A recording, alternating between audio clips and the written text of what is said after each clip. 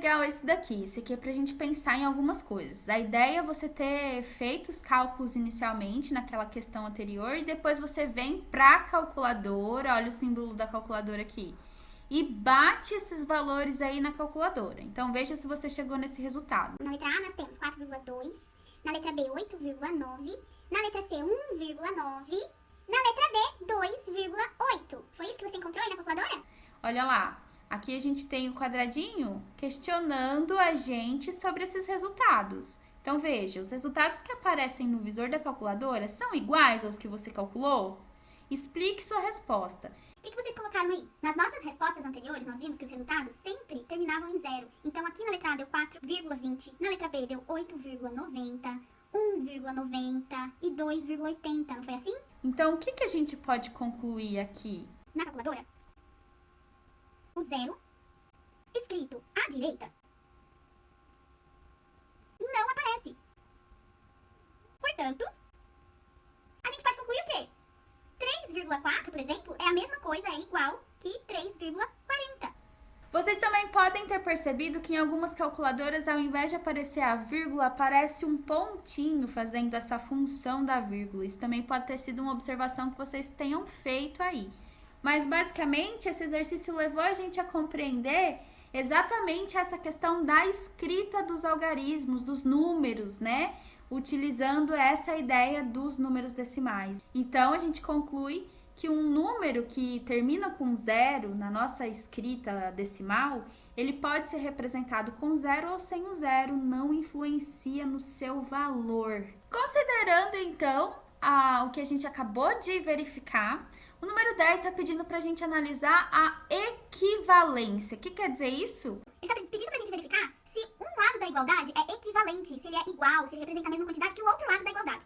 Então, vamos lá. Vocês acham que 3,17 é a mesma coisa que 3,07? Não, né, pessoal? Não tem o mesmo valor. Da mesma forma, a gente tem aqui a segunda opção, 15,3, que é igual a 1,53. Veja o que aconteceu aqui. A vírgula que estava aqui no 3, olha só, ela andou aqui para outra posição, ela está em outro lugar.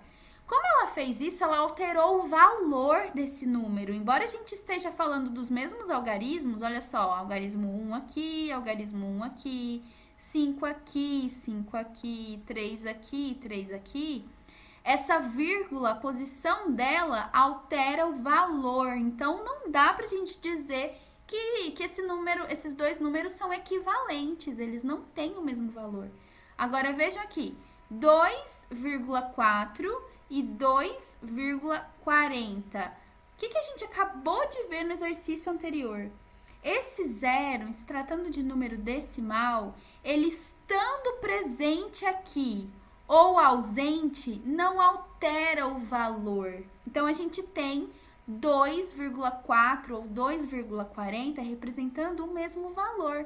Então, achamos a alternativa que traz pra gente a equivalência. Olha só, aqui aconteceu a mesma coisa que aqui nessa alternativa. A vírgula andou, veja só, ela estava aqui, ó, entre o 7 e o 0, e aqui a gente pode dizer que a gente está representando R$7. E ela veio para frente do 7, e aqui a gente pode dizer que nós estamos representando centavos. Então, não dá para dizer que é equivalente, né?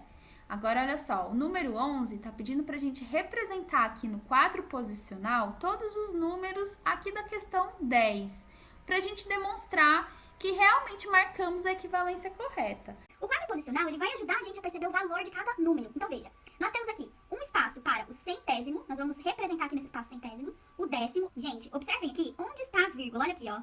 Ela está separando a parte inteira da parte decimal. Ela está separando os números que estão completos dos números que são divididos, separados. Então, aqui nós temos a parte decimal e a parte inteira. A parte decimal está do lado direito da vírgula e a parte inteira está do lado esquerdo da vírgula. Então, vamos lá. Vamos representar primeiro este número aqui, o 3,17, e depois o 3,7. Vamos colocar a unidade aqui depois da vírgula, então os dois estão trabalhando com a unidade 3. No primeiro nós temos o 1 na posição do décimo e o 7 na posição do centésimo. Depois nós temos o 0 na posição do décimo e o 7 na posição do centésimo. Vocês estão entendendo onde que estão esses números? Olha lá.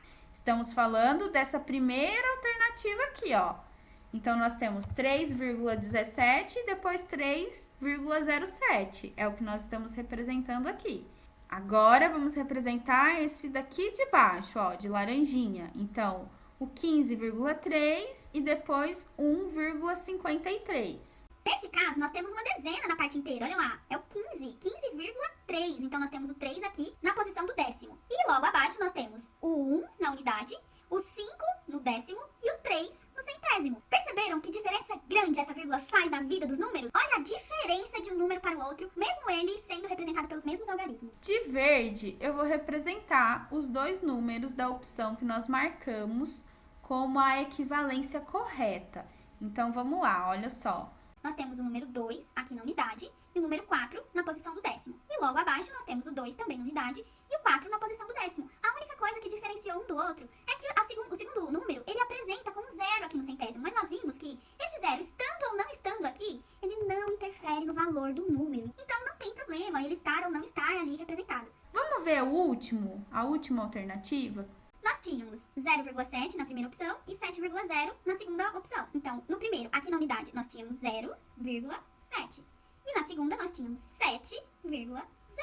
Perceberam, pessoal, quanto a vírgula faz diferença no valor de um número? Não errem essa vírgula, hein? Senão você pode trocar R$50 por apenas 50 centavos. Número 12 e mais um exercício para a gente utilizar a calculadora. Vamos lá, então? Certamente, você utilizando aí a calculadora, você chegou no resultado de 1 dividido por 10, que é igual a 0,1, certo? 1 dividido por 5 é igual a 0,2, ok? 1 dividido por 4 é igual a 0,25. E 1 dividido por 2 é igual a 0,5, ok? Chegaram nesses resultados? Agora vamos lá, letra A. Localize na reta numérica os números que representam os resultados das divisões. Considere que os espaçamentos entre os segmentos verticais são iguais. Então, o que ele está dizendo? Desse 0 aqui até esse 1, tem divisões exatamente do mesmo tamanho até chegar na outra extremidade. Então, nós temos aqui entre um número inteiro várias divisões, vários pedacinhos. E ele quer que a gente encontre onde estão esses pedacinhos. Se a gente pegou um número inteiro e dividiu ele em 10 partes, nós temos aqui uma representação de 10 espaços. Portanto, se o nosso resultado deu 0,1, então o nosso 0,1 estará localizado na primeira parte dessa divisão aqui, desta reta. Concordam? Se o 0,1 está aqui, consequentemente o 0,2 está em seguida. 0,2. Agora vejam, 0,25. Vocês se lembram que lá no exercício anterior nós vimos que se a gente tiver um 10 aqui, ou se a gente não tiver ele, não importa em relação ao valor desse número, ele não altera o valor? Esse zero, ele vale uma dezena inteira. Se a gente está vendo o número 5 aqui, isso quer dizer que essa dezena, ela não está inteira, ela está pela metade. Então, se nós estamos falando de 0,25, esse 0,25, ele está entre o 20 e o 30, concordam? Então, se aqui nós temos o 0,2 representando o 0,20, consequentemente, aqui vai ser o 0,30, certo? Ou 0,3. Portanto, onde estará o 0,25? Não seria na metade? Entre os dois? E aí, o que você marcou aí? Acertou? Vamos ver o 0,5 ou o 0,50?